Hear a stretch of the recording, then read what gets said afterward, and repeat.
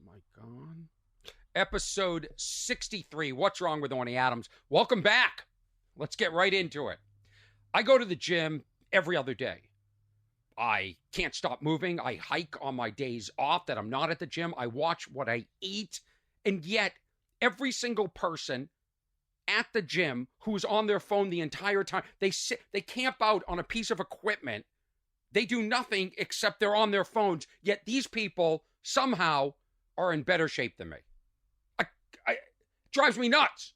I'm sitting there working my tail off, ass off for some people, and yet these people sit there. I don't know. What are they spending all day at the gym? What is this, a gym or a WeWork? Let's start there. People, they're just on their phones and completely unaware. They sit on a piece of equipment, and there's not like there's duplicate pieces of equipment. Like if you want to do like flies on a universal type machine or lat pull downs or something like that, they're camped out. They're sitting there. They're not looking up. You'll go, excuse me. That's the other thing. Everybody has headphones on. So you can't even excuse me. They're in their own world. It's like these people that you see crossing the street and they're on they're looking into their phones. And I'm like, this person's going to get hit. They're just going to get hit. They're completely unaware. They're not looking. They've got their headphones on. They're not looking for traffic. I don't know how there aren't more accidents, more people getting hit. We are in our own worlds. We are in our own selfish worlds, and I'm tired of it. I'm exhausted of. I just, you can't connect with anybody anymore out there because everybody's got their headphones on. Everybody's in their phones, on their phones, or they're in their phones. People are actually in their phones. That's a better way to put it. You're not on your phone. You're in your phone. Your life is in your phone. Pathetic. And I'm just as guilty of being in my phone. Orny Adams. Wow. My voice, I just went through puberty. Episode 63. We're going to discuss 62. My guest was Bobby Lee. Lot to sort of recap about that. And you're going to want to stick around until the end because remember in episode 60, I discussed the iconic lounge chair. The iconic lounge chair. The Eames chair. The replica. Well, wait till you hear what happened with that company that I sort of partnered with. You're going to want to hear this. That's at the end. That's called a tease. And that's a legitimate tease. I'm telling you when it's going to be. I'm telling you what it is. The news teases all the time, and they're not fair. We've become like a world of clickbait. Like the other day, I'm sitting there about to wrap up my TV viewing session, and then the news to tease us to stick around. This is what they said. Why are the prices of your mimosa about to go way up? Next. Well, now, what could it be? There's only two ingredients, right? Orange juice and champagne. One of them must be going up, right? Is it the ice? No, there's no ice in there. Yeah, there's only two ingredients. And who drinks mimosas? I don't drink mimosas. Mimosas is a day drink. I don't day drink. I don't morning drink. If you have to start your day with a drink, we got a bigger problem. You should wake up. You've just been in a coma for, if you're lucky, 8 hours in your bed. Now you get up and you want to alter your state again. I wake up full of enthusiasm and vigor, excitement. Let's start the day. Let's make the bed. Let's get into it. Let's do this. I can't imagine going, you know what? I feel good. I want to make myself feel worse. And then what happens? For the people that drink at brunch or during the day or even pre-happy hour. Happy hour is too early for me. Do you recover? Do you need a nap? Like, does it affect you? Do you drink so much that it doesn't affect you? Like, what is a mimosa? It's champagne and orange juice. They can't be using good champagne. And the price is going up. It's usually bottomless mimosas. Everywhere I see brunch, it's bottomless. So, it's going up. So you stick around. It's not in the next, segment of stories, of course. What they do is they tease, and then it's a whole new coverage of something else, probably war in Ukraine or inflation or whatever, and then they come back to it. It's always a last straw, and it's 10 seconds off. Turns out the price of orange juice is going up. So why didn't they just say, oh, the price of orange juice is going up because of, bad crops in Florida or that Hurricane Ian in Florida? Oh, I got to play that clip. Oh, God, so much to do. They can't just, and they get you to stick around. This clickbait. Everything is just, how can we confuse the consumer to the point where they're making bad decisions and they're overwhelmed? Like this. There's too many. I have what I call decision fatigue, and I'm sure other people call it that too. Like every single thing, there's too many choices, which includes, of course, dating, where you go out to eat, items on the menu. You want to buy, I've discussed in my last special, More Than Loud, which is on YouTube. I discussed it. Laundry detergent, you name it. There's entire aisles now of items that just used to be one item. The Ziploc bags used to be one or two boxes. Entire aisle now of that. Toothpaste. How many toothpaste options do we need? How many different flavors of toothpaste do we need? It's remarkable. Choices equal fatigue, equals bad decisions, equals buying too many. They know what they're doing. They know what they're doing. I mean, look at the French fry selection. I actually wrote them down. I was sitting there in front of the case. Oh, and here's another thing before I get into the French fries. Target in Los Angeles is now locking up the laundry detergent. You now have to call somebody. This used to be saved for very select items that were expensive, like razor blades or condoms. Now, laundry, and by the way, those are small items that you can sort of put in your pocket. Laundry detergent's kind of big. Keeps getting bigger. So people are stealing. They're just walking into these stores and looting and stealing. And now, who suffers? Well, we all suffer because prices go up. And now we have to call an attendant to get the laundry detergent. I have to sit there. I buzz 2 or 3 times, and I'm waiting. And I'm flagging people down. Nobody has the key. What am I, the only one buying laundry detergent that day? How about a better system? How about I press it, you look at me, I look normal, and then you open it remotely? I mean, the world, everything is a reminder of how messed up the world is. That's all it is. I just want to go buy my laundry detergent. I don't want to be reminded that there's looting and excessive crime now and things are out of control. But that's all you get. But guess what wasn't locked up, everybody? The French fries. French fries. So if you're thinking of looting, that's still out in the open. The frozen French fries. I'm sitting there going, this is unbelievable. I just want steak French fries. Remember the steak ones? They were like thicker. They always had less fat than any other one. The Orny steak fries have like 3 grams of fat, whereas the crinkles have 7. Now listen to all the selections. And I won't even get into, like, some have some skin on them, some don't. But there's the standard French fry. There's the crinkle fry, the shoestring fry, the cottage fry, wedge fry, steak fry, curly fry, waffle fry, and then tater tots.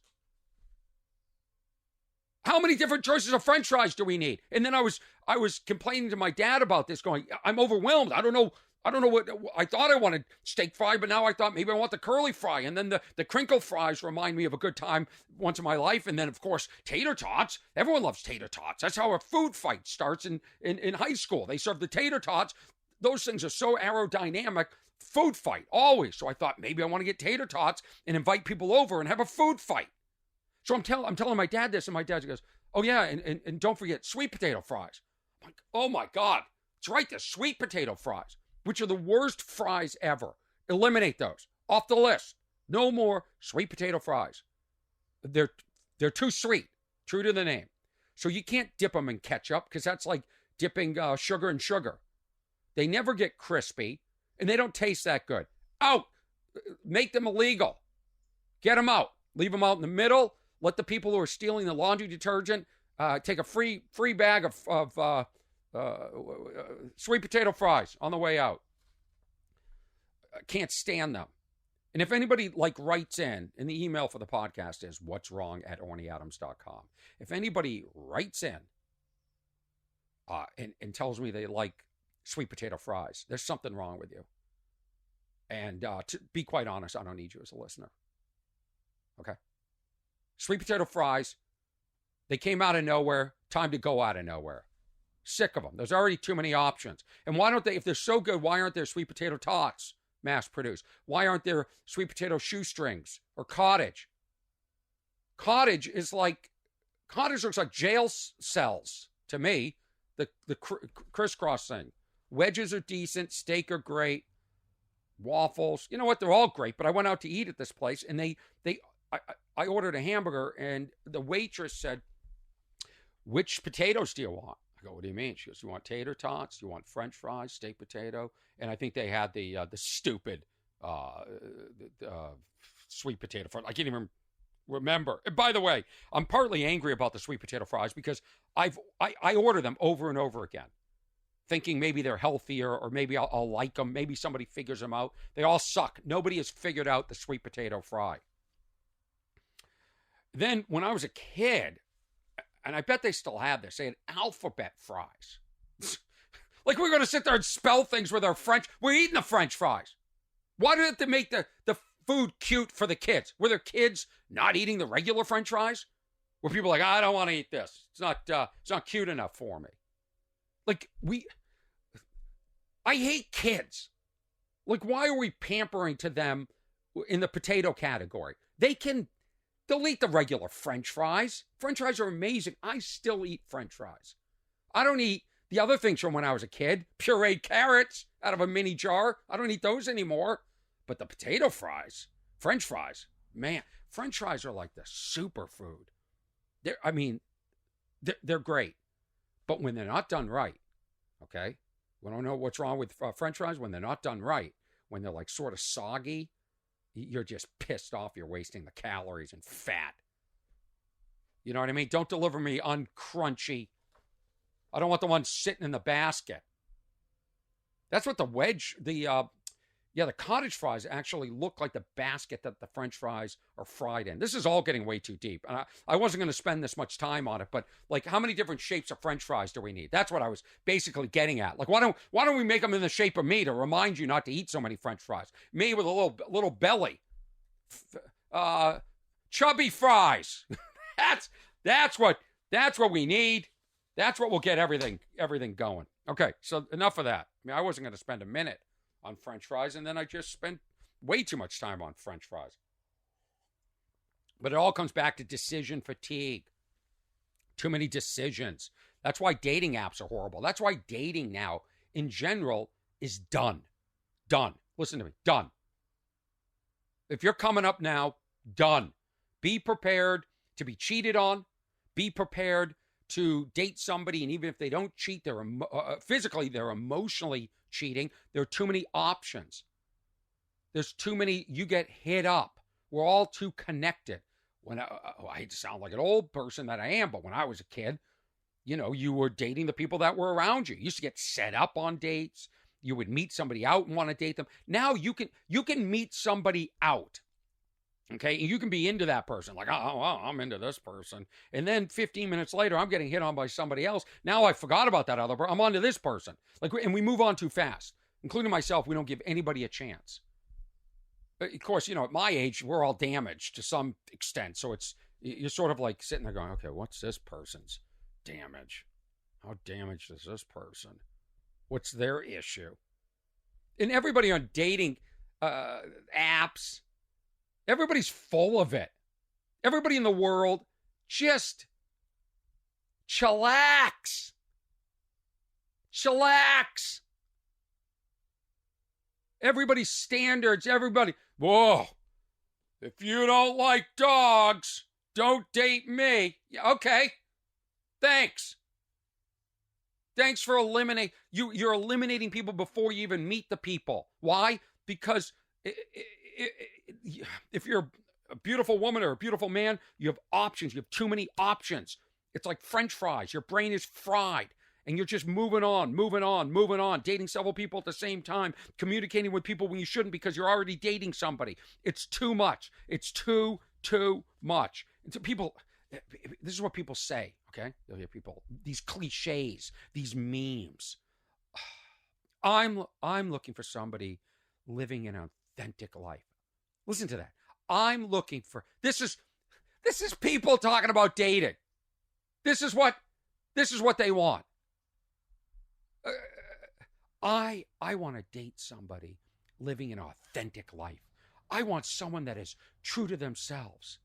My love language, that's another one. My love language is honesty, is kindness. Oh, you want somebody that's honest and authentic and kind? Then you look at the person's pictures on Instagram. Now they're skydiving. They're on a private yacht.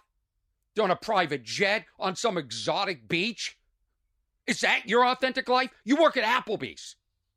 You're not being authentic in your pictures. You're not authentic, but now you want authentic? Everyone's out of their minds. Then they'll put up they always have a picture with their dog, and the dog is always like, get me out of here. Get me out of here. Like, do you understand the irony of saying, I want somebody real, but you're not real in your pictures? Oh, like either they're staged, so you look like you're living some sort of life that you don't really live on social media, or one time in your life, I swam with dolphins once in Bahamas. I don't put that picture up because guess what? I'm never swimming with dolphins again. One of them tried to get with me, was humping my leg. So I don't put up activities that you do one time. One time. Oh, you rented a moped in Spain? I've done that too. Of course, it was 20 years ago, so the picture wouldn't hold up. But I'm saying, like, I don't even put pictures up. Oh my God, I just can't stand people. I can't stand people. I want to meet the woman that says, I want to date someone that has no plans on Friday night just like me. That's what I want. I don't want somebody who I'm stressed out just looking at the meals you're going out for. Just the stress of the meal, you and your beautiful friends at these restaurants. All I'm thinking about is the bill. I'm thinking about what I have to wear. I'm thinking about the reservation. I think, what a disaster. I want to date a loser like me. I just want people to be real.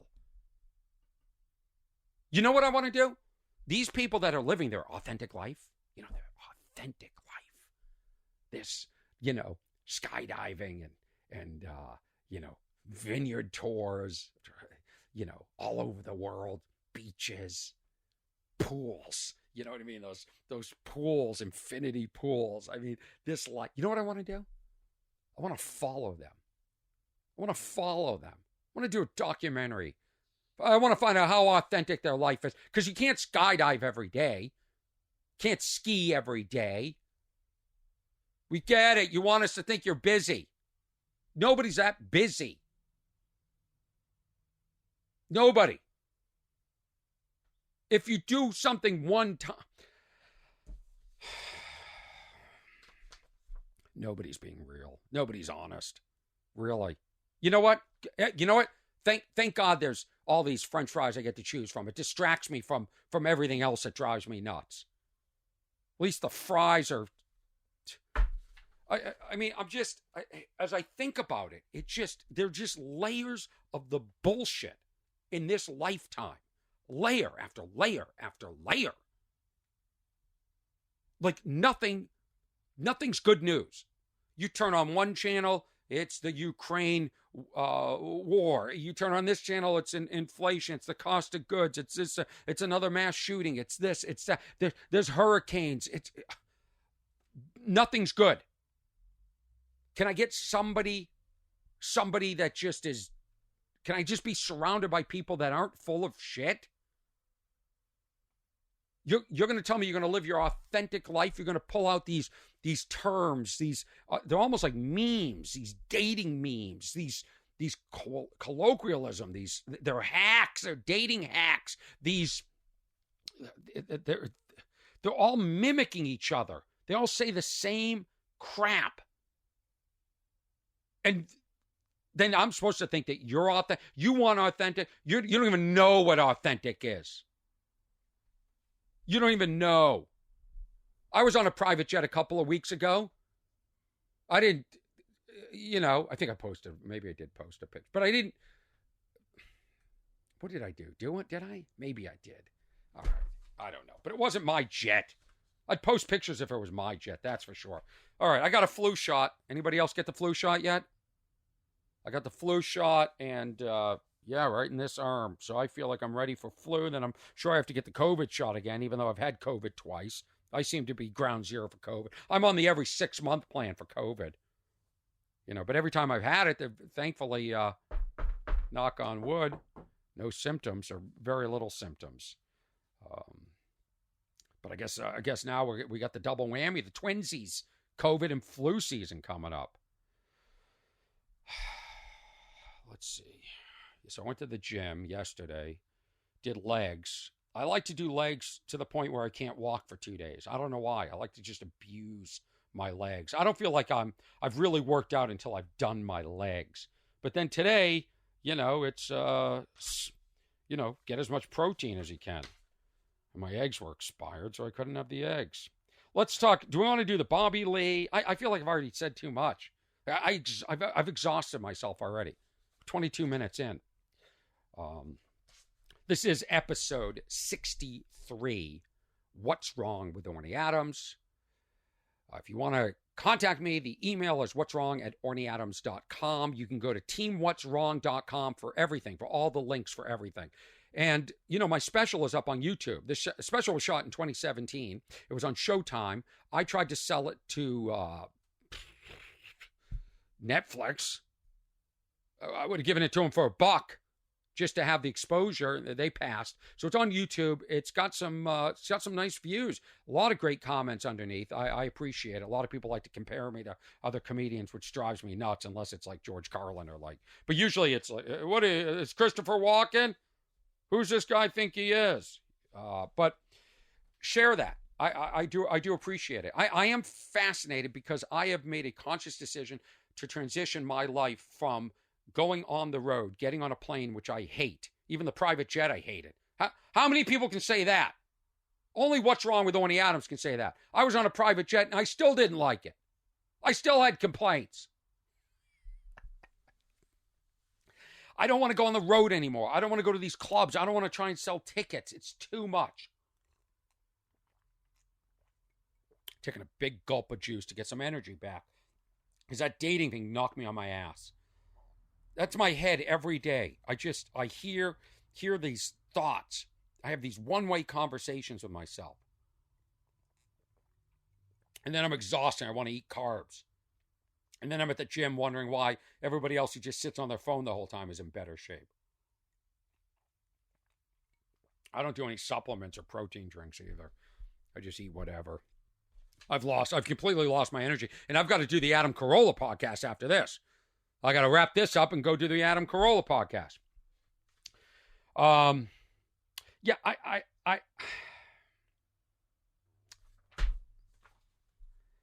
got the flu shot.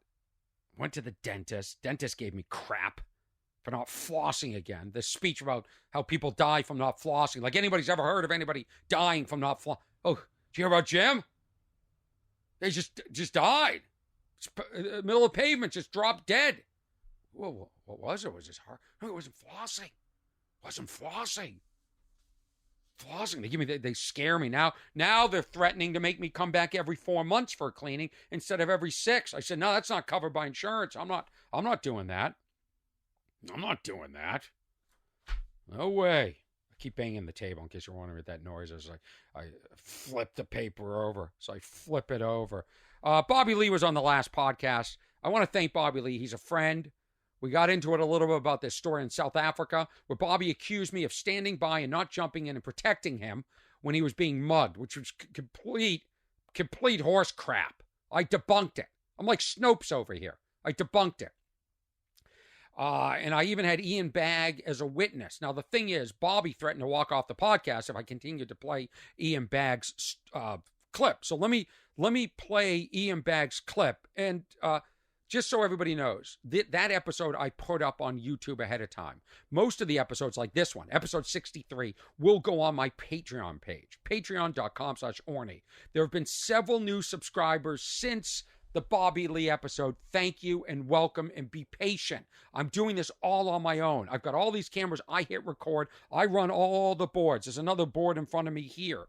And then I edit it. Now, Ernesto Hurtado edits the audio. But I'm trying to put together a team. I'll discuss that in a few minutes because I've been doing a lot of other podcasts lately, which I will discuss in a minute. And then I've discussed the iconic lounge chair at the end. It's funny because I woke up this morning. I said, I don't even know if I have anything to talk about. Now I've already gone over. So I'm going to play a clip. Oh, so I put the clip up on YouTube, and it's getting some good views. Okay? And I opened the podcast by talking about how we must support mediocre people and how I want to tax hot people. And I put that clip, I've been doing that on stage for a while. I put that clip up on Instagram and TikTok and Facebook so you could see what it was like when I do it in the club. But I opened the podcast with that because I like to introduce some of the newer bits on the podcast and develop it. And I was hoping Bobby Lee would jump in, but he just sat there like a scarecrow. Nothing to add to the bit. But I said, we need to support mediocre-looking people. And then I said, my guest today is mediocre, very mediocre. Please welcome Bobby Lee. Now, there's been pushback, okay? Not on me calling Bobby Lee mediocre. Everybody was fine with that. They couldn't believe I called myself mediocre. And believe me, I'm mediocre. I am, despite what Whitney Cummings said about me on her podcast. I just did her podcast. But I am mediocre. I can tell you because I barely get hit on. Now, on stage, I'm a 10. So if you see me after the show, maybe. But the women I'm interested in, they don't throw themselves. I want them to throw themselves at me. They don't. The ones that throw themselves at me, well, I don't want to discourage anybody from throwing themselves at me. I appreciate everybody that throws themselves at me.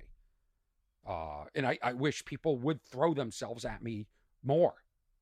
I don't even care what gender you are. I mean, I'm straight, but I like attention. I like attention. It's reaffirming. I get hit on, gay guy. I think, yeah, I do. I got it. I'll tell your friends that are women, come on over and throw themselves at me. Start throwing. I'm not going to hit on you. I'm not going to put myself out there. I'm not going to put myself out for rejection. I've had enough rejection in my lifetime with my career. And statistically, I get shot down more than other people. I eat alone all the time. Nobody goes, who's the hot guy eating alone? No, they look at me and they go, he's mediocre. He should be eating alone. That's the truth. But the pushback was, you're not mediocre. So I thank you for the people that said that. And feel free to throw yourselves at me. And only if you're living an authentic life. If you're living an inauthentic life with fake pose pictures, you're not for me. Oh, here's the other thing. Their pictures are heavily touched up. They don't even look like the people in the pictures. So you're inauthentic. And you want somebody who's authentic?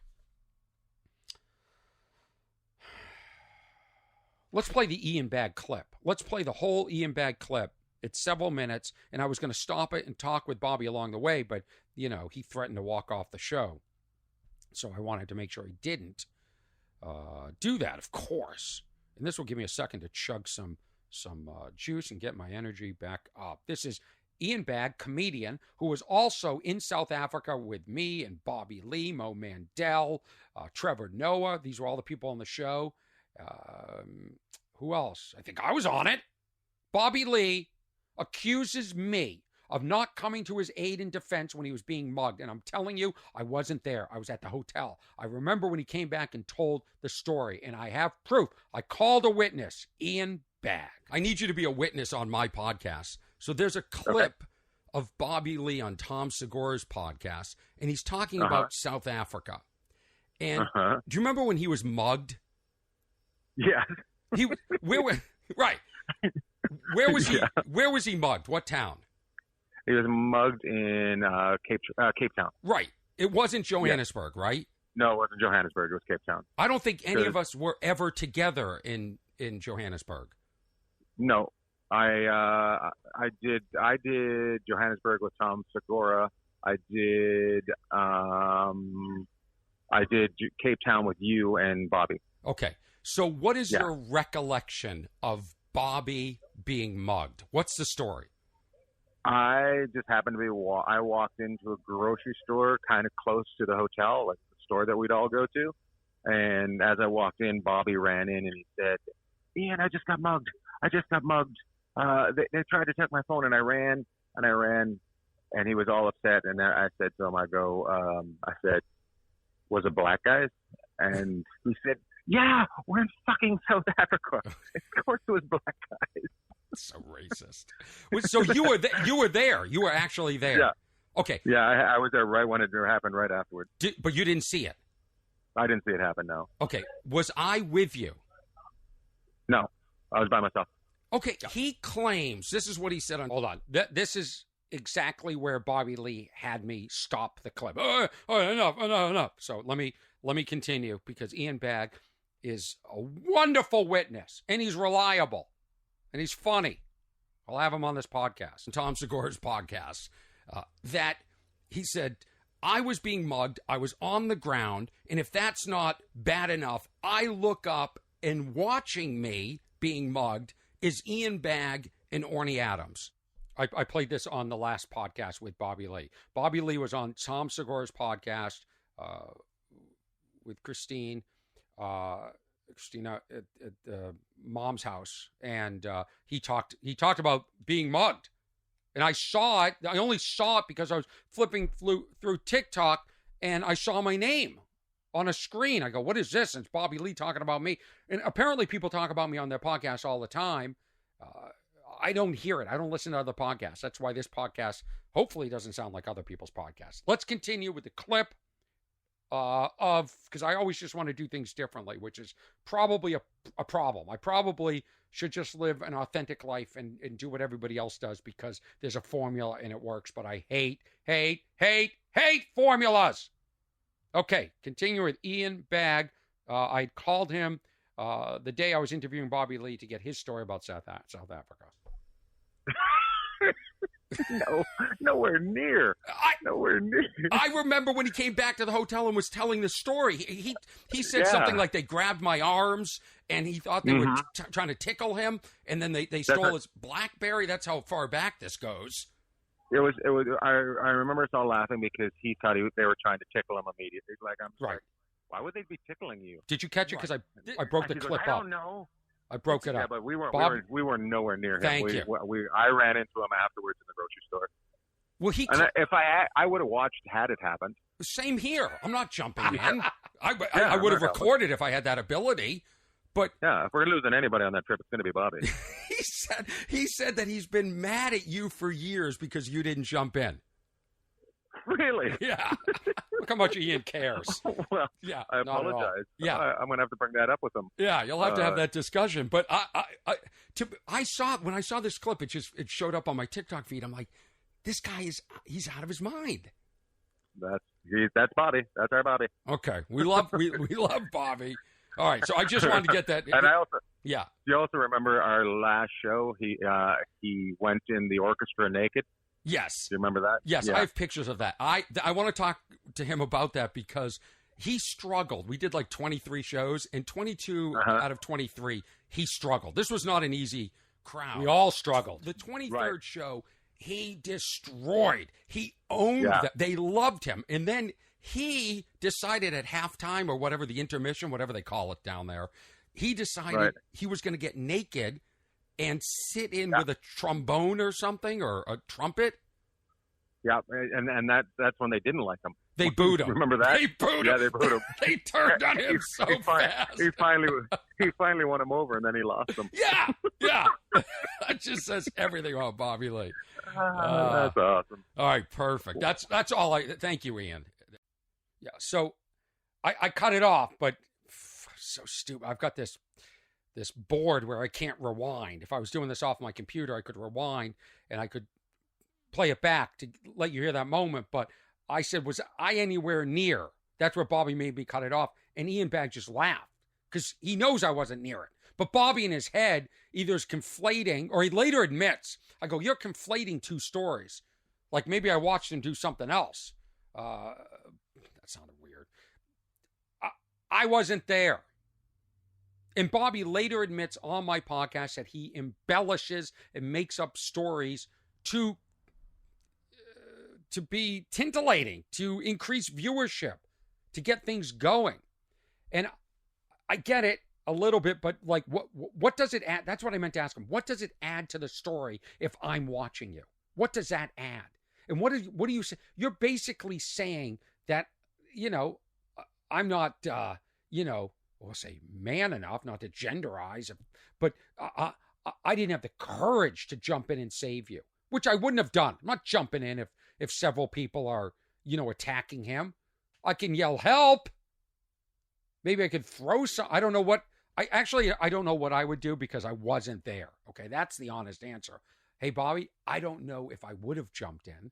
Jokingly, I like to say, for comedic effect, that I wouldn't jump in.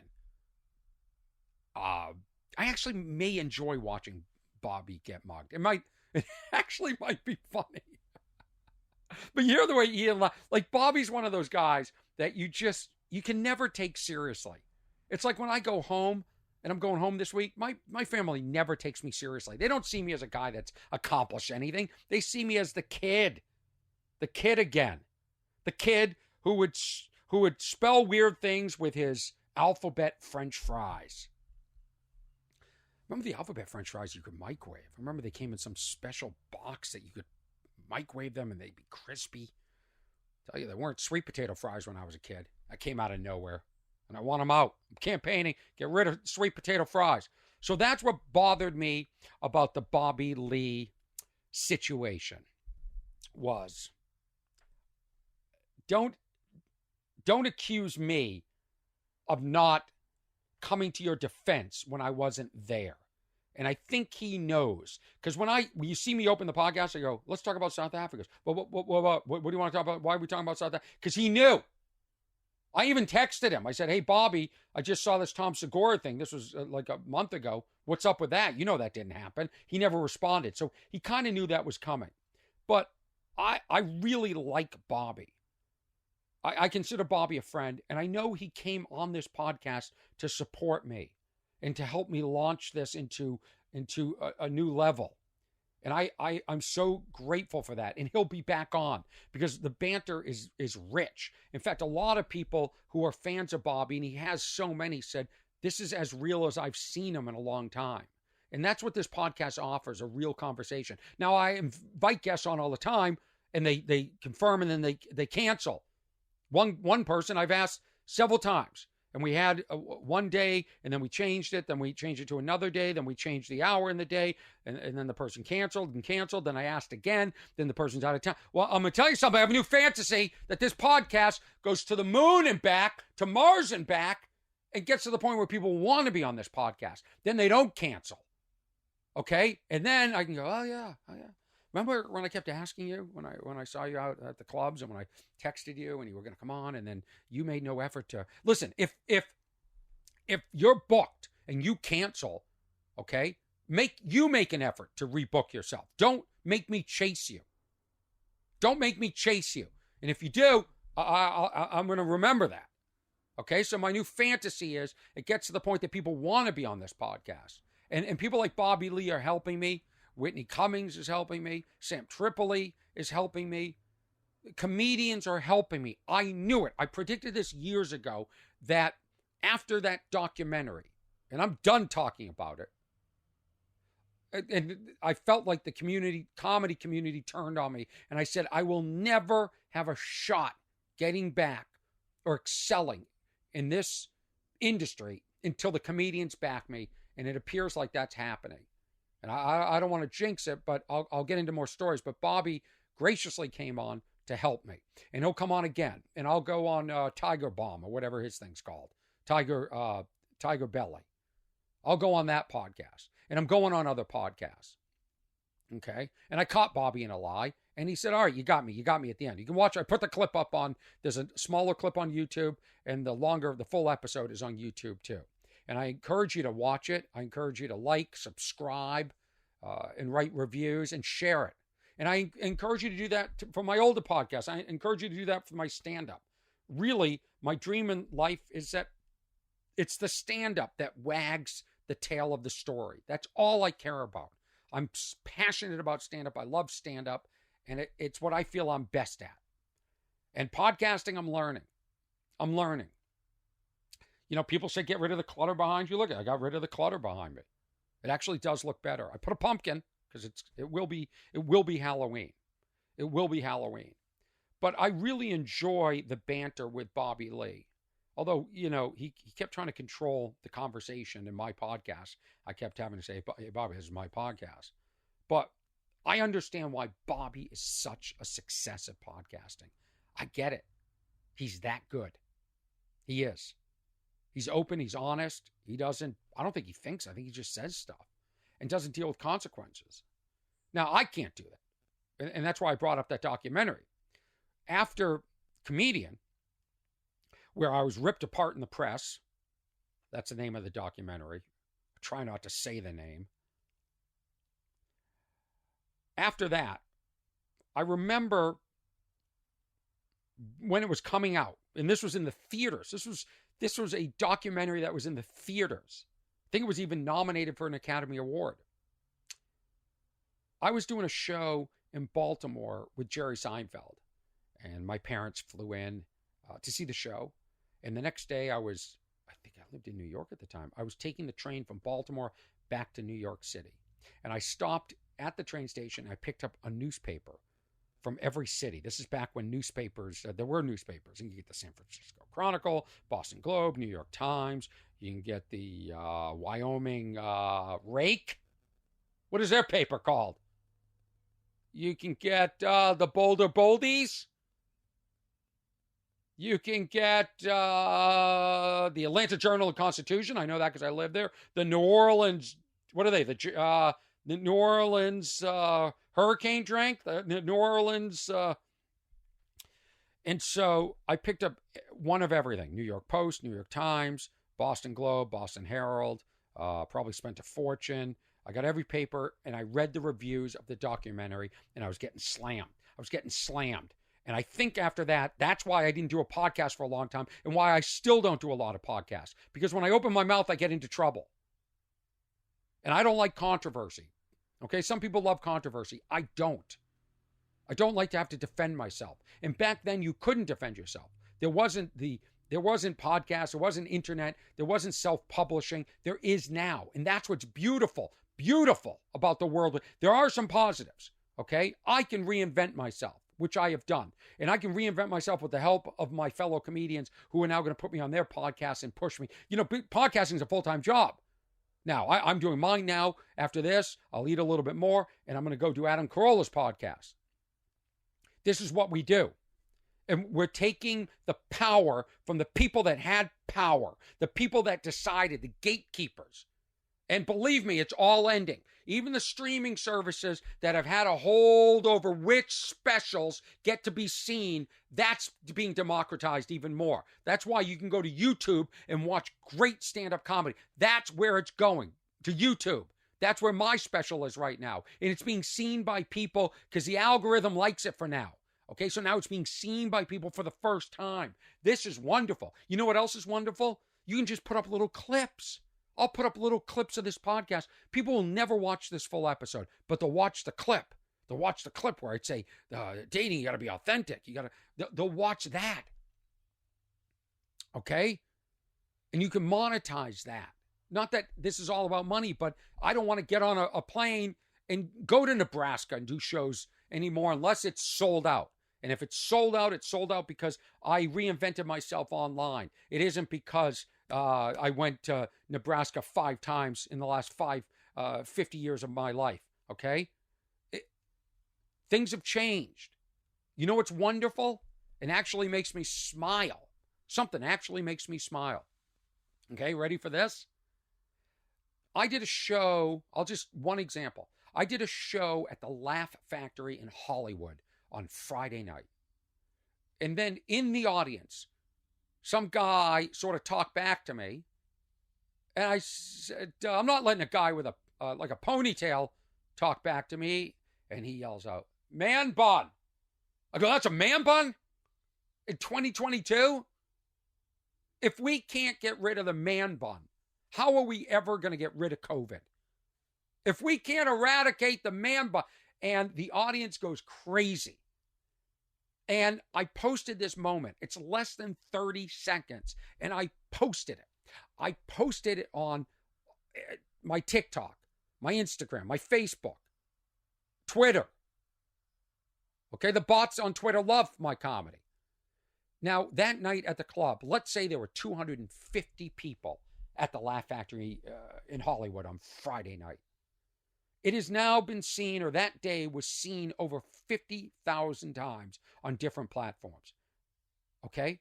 So 250 people saw it live. I now took something that I did live for 250 people, and I now converted it into something, a form of content that is seen by so many more.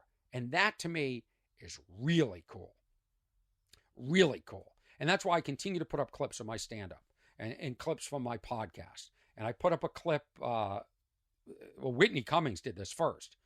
I did her podcast last week, 3 hours, okay? I'm now doing these podcasts that go on forever. 3 hours with Whitney. I did 2 hours with Sam Tripoli the other day. Well, I'm done talking for a month. I talk for that much. I have nothing else to say. But Whitney and I, we really have a cool friendship. And we really didn't know each other that well until recently.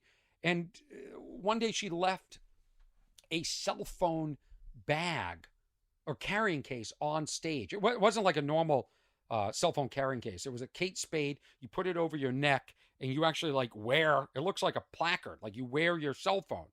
Yeah, you make sure it lands, put it around your neck, it's leather, and then it lands right over your heart. So the cell transmission goes right to your heart and gives you cancer and die quickly.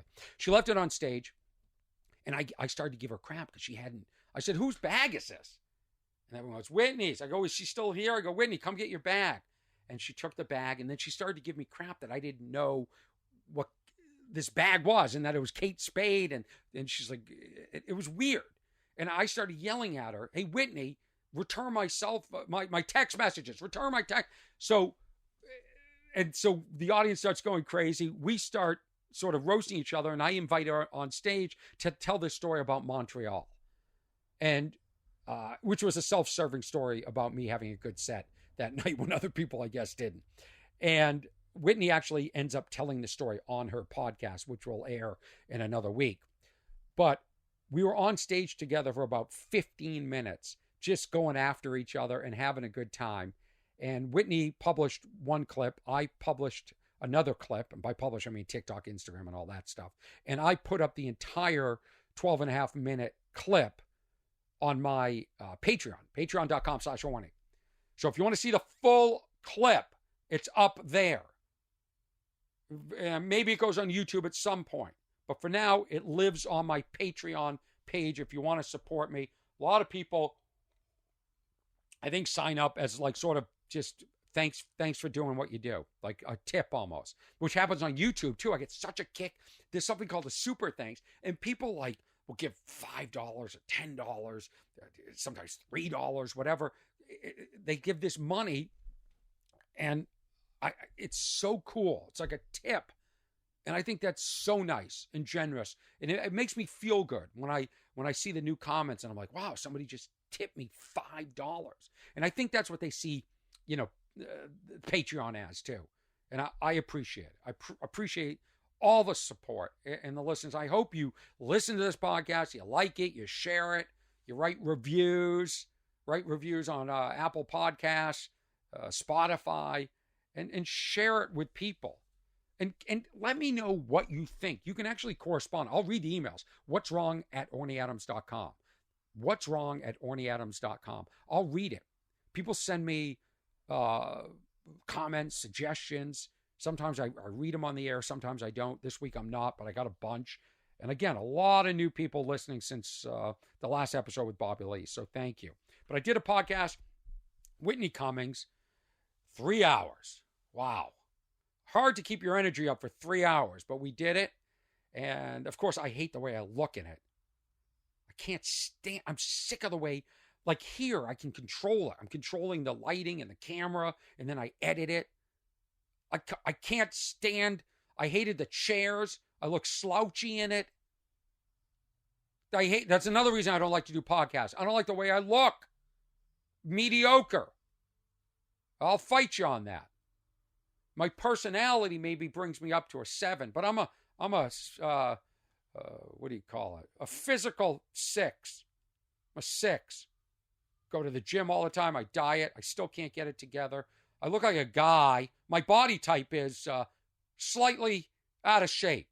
Consistently, my entire life. I've always looked like if you look at my body now, like I look kind of husky or big, or I kind of look like a guy that maybe at one time was in great shape. Like maybe he played like a sport in high school or college. No, I've looked like this my whole life. I've looked slightly out of shape and endomorphic my entire life.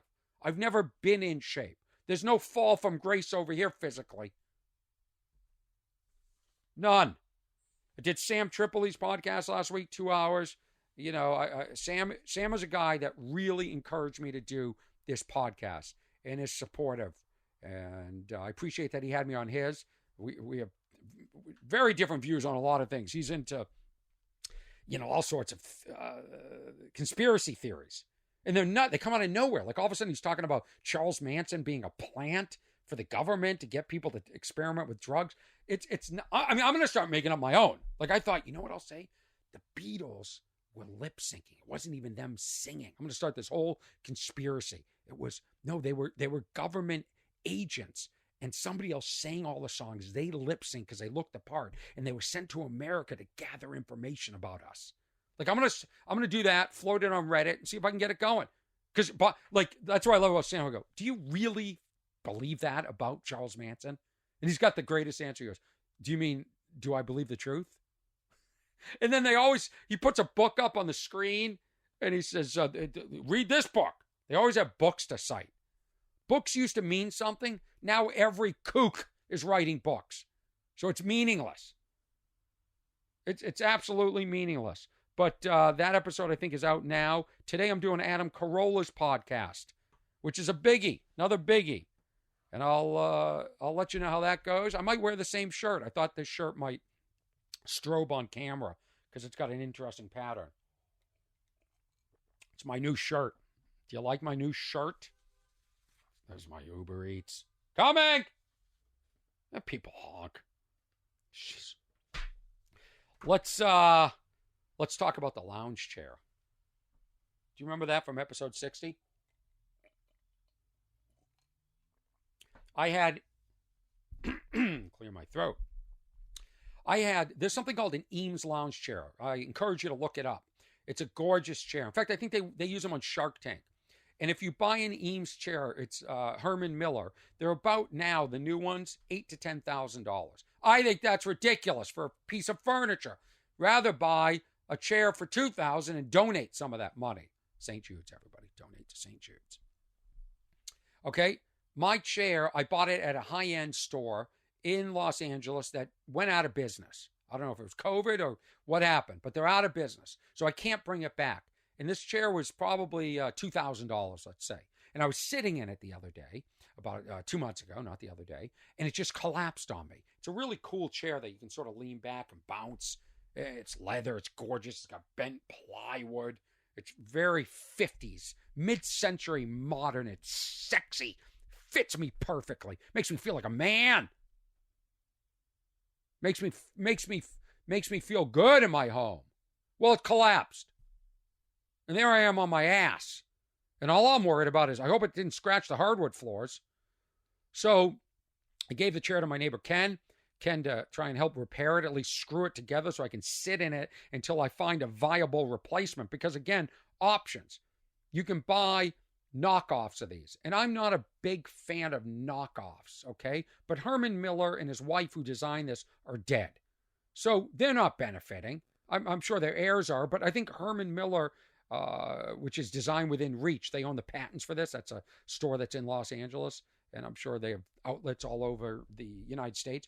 They now sell it. They get the patent. I don't mind. I don't want to rip off Herman Miller, but he's dead. So I don't mind buying a replica in this case. And maybe I'm wrong. Maybe morally I'm incorrect. I'll have to think about it. But I posted a video online of the tragedy of my broken lounge chair. And a company reached out to me and said, we have one. You should try ours. Ours has more plies, meaning more layers of wood on the plywood. It's sturdier, and we'll send it to you. And you can make a video comparing them. I said, you can send it to me. They go, you can send it to me, but I need to try it out. And I'll review it, but I'm going to be honest. If it's not better, I'm not going to give it a good review, or I won't post the review. How about that? But I'll keep your chair. So they send me the chair. Comes within like 2. I had a lot of correspondence with these people, and mostly through Instagram. And they had me go to their webpage. They had a beautiful webpage with all these different mid-century modern chairs, and it was legit. And they had me sign up for a partnership program. And they said, I just wanted the free chair. But they're like, if you make the video, mention this code, and the people get $30 off for the chair. And I'm like, that's not a lot of money, $30 off. They're going to spend, $1,200 plus tax on this chair. And I'll get $50 for every chair sold. Well, I knew I wasn't going to sell a chair. Nobody's going to watch a video from a stand-up comedian and buy a $1,200 chair. This isn't like a bag of chips or a soda or something that like is affordable. It's a $1,200 chair. And the hard thing is you don't get to try it out first. It's not like you're in a showroom and you go, yeah, I like this. And by the way, I think because that furniture store I bought the chair at initially in Los Angeles, because I think they knew they were going out of business, they couldn't get me the chair. I think they had a better replica than the one they sent me. I think they said, you know what, we're going out of business. Just send him any replica. He'll never be able to find us, which is what happened. I think I had a really crappy replica because the new one arrived 2 days later, and it was really good. The leather was nicer. The wood was nicer. It was much more sturdy, but it didn't have the bounce because in the replica I had and the original Eames, they have rubber shock mounts. There are these shock absorbers on the side, and that's what will deteriorate and cause the chair to collapse. So there's a plus and a minus to that. So the new one had metal, so it was a lot firmer, but it isn't going to fall apart. So I make this 8-minute video, and I really laid out everything. And one of the things I stressed was, this company is very responsive. They get back to me right away, and I'll ask a question like, are the shock mounts rubber, or is that metal? Can you confirm they're stainless steel? Because Ken goes, that's stainless steel. I go, really? It's not just a hard rubber? No, that's stainless steel. That's why it's not going to have that bounce, and it'll never have that bounce. I go, it's not going to give in a little? He goes, stainless steel doesn't give in. So I would confirm that with them. And these people were very responsive. But they kept hounding me. Where's the video? Where's the video? Where's the video? I go, listen, I'm not available. I was out of town, but I didn't want to let these people know. And by the way, I could tell by the emails that they weren't, I don't think they were in this country. They certainly, English was not their first language. I don't know if that's politically incorrect to say, but there was like, hello, sir, where video for chair? Like that, like those type of emails, the English. And I knew, but I thought, you know what? They're a company probably in China, and they ship them from the U.S., and that's fine. That's fine. There's a lot of that international stuff. So they responded to everything, and I put that in the video. Hey, this is a sturdier chair. The leather's better. It feels like it's going to last longer. It's cheaper than the one that I had right here that broke. I had the two chairs next to each other. I said the customer service is unbelievable, and that's what I look for when I'm buying something online, is that they're going to stand behind it. The website's clean and clear. use this discount code. And so I finally got the video up. And then it became request after request. Hey, could you rename it My Favorite Lounge Chair? I said, no, I like comparing lounge chairs. So then I capitulated and go, okay, I'll put something like comparing my favorite lounge chair, whatever. Then it became, could you use this thumbnail for the YouTube video? Yeah, okay. Then it became, sir, when make Instagram video? When make, and I go, well, I didn't agree to Instagram. Well, TikTok, sir, what are you, can you promote on? And they were hounding me. This guy, my manager wants to know when Twitter, you're going to post on. And I'm just like, this isn't what I signed up for. So I ghosted them. I stopped responding. It got overwhelming. I agreed to take their chair, try their chair, and post a video. Now, if you want to take my video of somebody that is somewhat recognizable and has a name and is putting his name out there and backing your chair, you can do that. But I did an 8-minute ad for basically a my chair was $1,400, $1,400 chair. Now, my rate is a lot higher than that. Starting to feel uncomfortable, you pressing me every day about where's the chair video for TikTok. Well, my fans are 12 years old. They're not buying $1,500 chairs that are on TikTok and Instagram. And I'm not known as a chair guy. I want to endorse products. I love when I get something great and I want to talk about it. I'm open to that. But these people, they were pushing it. And so I just let it go. But I would check every once in a while. I would check my partnership page on their website to see if I sold any. And I didn't sell any. And there wasn't really conversation like under the video like, hey, do you feel like this chair? Because I also sat in a real Eames chair and I could compare everything. And the real Eames chair did not feel $6,000 more.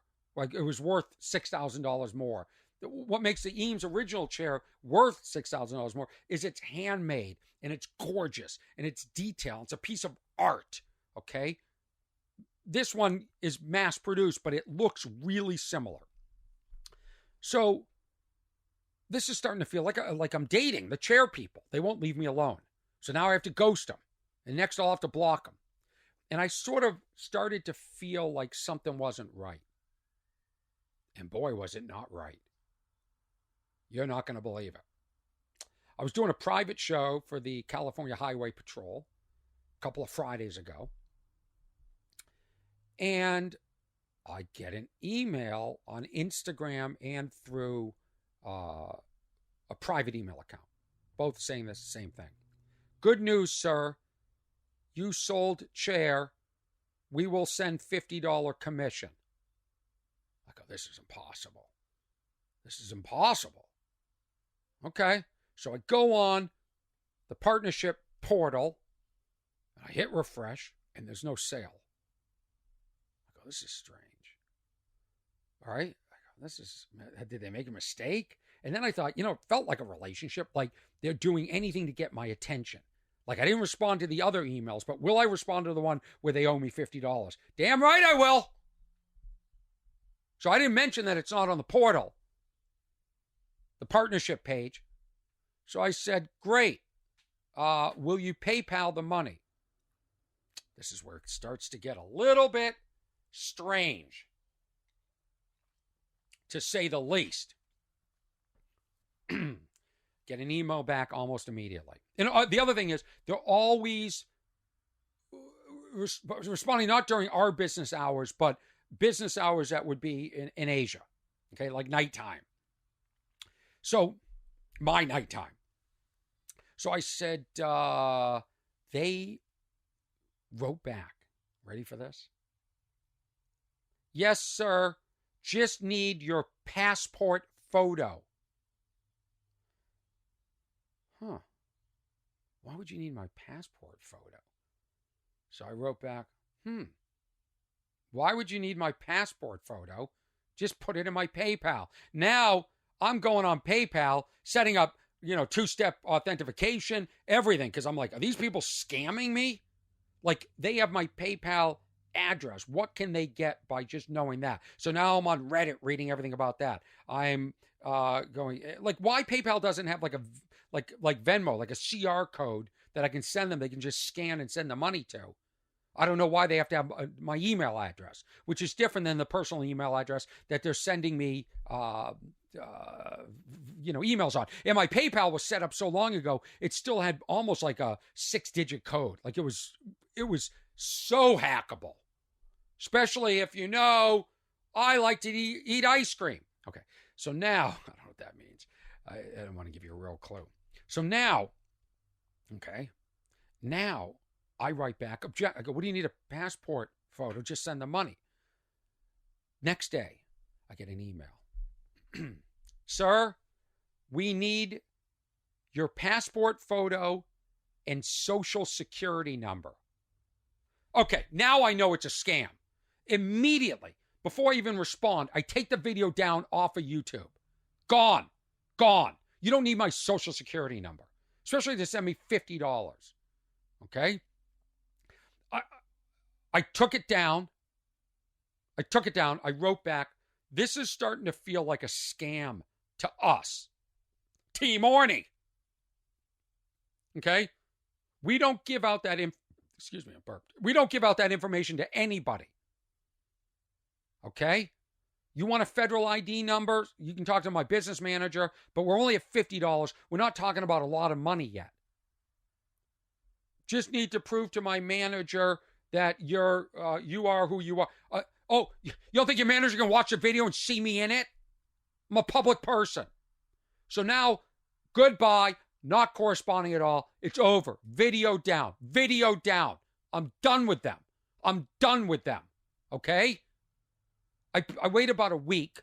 I go back on the page to see, have they taken me off of their partnership page? Have they figured out that it's over? I hit refresh. It doesn't load. I go to their web page where their product was. Gone. It's gone. It says 404 can't find page. This thing was a complete scam. It was a 2-level scam. It was a scam to try and get my personal information, my passport photo, and social security number. What are you going to duplicate my passport? Then it was a scam in the sense that I think they were going to try and get me to sell as many chairs as I could and then rip the site down. So let's say like in the first week, 10 people, thank God nobody listened to me. Thank God nobody sees me as a chair expert and bought a chair, because then I would have felt obligated to make it right. Even though I don't, let's say they get 10 people to buy chairs that week. They shut it down before they have to ship the chairs. That's what I think this was. I've never heard from them again. They're completely gone. I went online. I found out that the website that they were using was registered to Indonesia. I found the address. I did a Google map for where it was registered, and it's like a really sort of, I don't know how to describe it, like, underdeveloped country street. We used to say third world country. Now, thank God I knew enough to say underdeveloped country. That's the deal. It was a scam. And that's what this world sucks with, the technology. I'm sick of technology. I'm sick of being disconnected. I'm sick of us living in our phones. I'm sick that you have to be on guard. Like yesterday, I got this thing. Hey, you're part of a class action lawsuit with AT&T.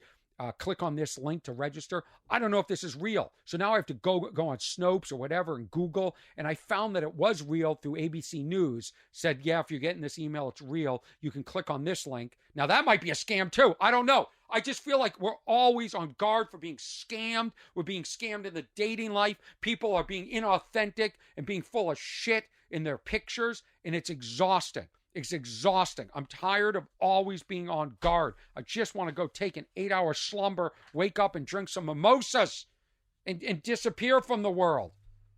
The world is nuts. The world is nuts. And I said that at the beginning. It's all clickbait. Why is the price of your mimosas going up? Why? I can't stand the news. I find them lazy. And it happened again. And then we're going to wrap this up. This episode 63, What's Wrong with Orny Adams. And I want to thank Ernesto Hurtado for finalizing the audio and for being supportive. And I invite everybody to like, subscribe, share, write reviews, this podcast, and go on YouTube, YouTube/Orny Adams, and watch More Than Loud, my comedy special. If you're curious what my comedy is like, or you see me on these other podcasts, go there, watch it. That's a baseline for who I am. This podcast is just a supporting character in the whole thing. But I am so sick of this going on, and it happened again. I talked about it. I've talked about this on several episodes. Yeah, I'm going to play you a clip of me yelling at my TV. Well, certainly why do newscasters keep asking this question? This drives me nuts. If you're watching the Hurricane Ian broadcasts, look at this. Hold on. The catastrophe that was left behind from Ian. Have you ever seen anything like this? Here we go. Not on this scale. Right. It's a once-in-a-lifetime storm. We had hurricanes. We had floods. Why do we need to? They've asked, I've seen them when they're interviewing people after a plane crash, and they ask people, have you ever seen anything like this before? Yeah, I've seen 5 plane crashes in my life. And the damage that the moving water has done, both storm surge and just flooding from rain. That combination is not something that I've ever seen before. He has never seen it before. Breaking news, this guy has never seen anything like this before. Do I need to... What's wrong with newscasters? What just happened? Orny yells. Orny yells. Orny yells at his TV. You wouldn't believe how much work it takes to put a clip like that together. And you guys don't care. What's wrong with my listeners? You don't care about all the work I put in. In fact, Whitney, my manager, Sam Tripoli, everybody in my life says, you're working too hard, you're trying too hard. Just go and speak. Speak in front of a microphone. And even I can't do it. I try. I like trying. I like going for it and being my best. I've got to save some energy. I'm doing the Adam Carolla podcast. But if you're new to this podcast, I'll play you one of my favorite of all time lazy newscasters from a Dateline where somebody was killed, shot 5 times. And he was like a snake guy, like he raised snakes. And the person who shot him, I think it was his girl, I can't remember who it was, said, oh, I think he was bit by a snake. Bit by a snake, he has bullet wounds. And they're like, have you ever seen anything like this before? Listen to this. Oh, that's not it. That's me ending the show. I should have ended the show. I should have just, listen to this. Hello? Yes. Okay, we've got everybody on the way. Do you know what happened? I can't believe this happened again. I was trying to fall asleep to a tranquil murder show, and now I'm up frustrated because a reporter asked a stupid question. Hear that? A snake, apparently on the loose.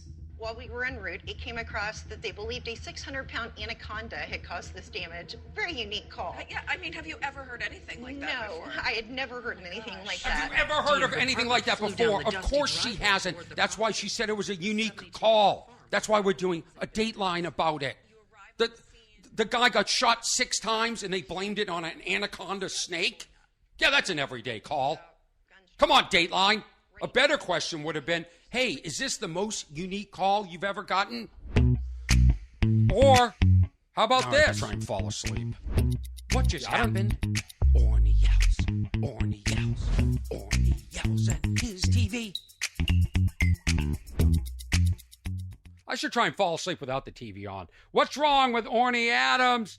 Episode 6. Here's the better question. The better question should have been, how does this compare to other tragedies you've seen?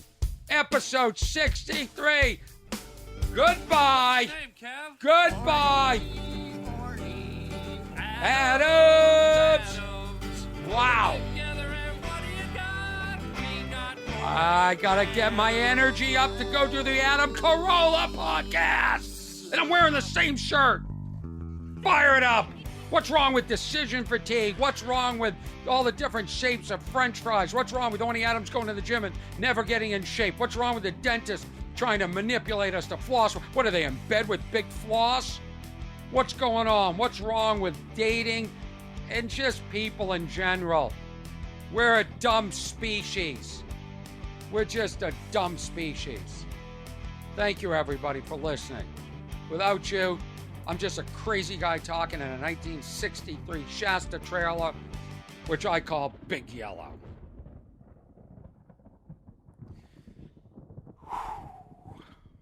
Wow. I'm going to go make a mimosa before they go up in price.